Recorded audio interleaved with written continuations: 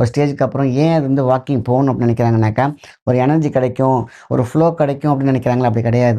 வாக்கிங்கோட importance என்னன்னு கேட்டீங்கன்னா, கணுக்கால்ல வந்து பார்த்தீங்கன்னா, இதான் கால் அப்படின்னு கேட்டீங்கன்னா, கணுக்கால் இருக்கு பார்த்தீங்களா? இது வந்து மிகப்பெரிய ஒரு ரொட்டேட்டர்.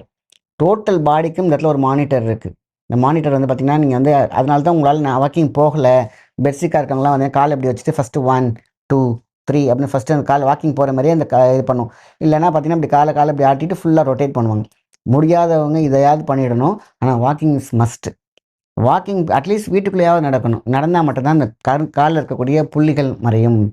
அப்ப இந்த காஃப் மசில்லேருந்துலாம் பார்த்தீங்கன்னா, கீழ இருக்கிறது கால் பார்த்தீங்கன்னா, நெறைய நீங்க வாக்கிங் போறவங்கலாம் பார்த்துருக்கலாம். புள்ளி புள்ளி புள்ளியா இருக்கும். கண்டுபிடிச்சிடலாம். இது சுகர் பேஷண்ட் காலு. இது சுகர் இருக்கா உங்களுக்கு? அப்படின்னு. அவங்களுக்கு சில பேருக்கு நான் போகும்போது கருப்பா இருக்கும்போது நானே வாலண்டியரா கேட்பேன். சார் நீங்க சுகர்லாம் செக் பண்றீங்களா?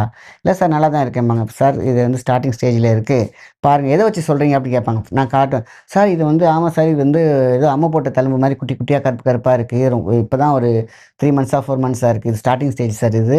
இத உடனே சார் நான் அப்படி சொல்லுவேன்.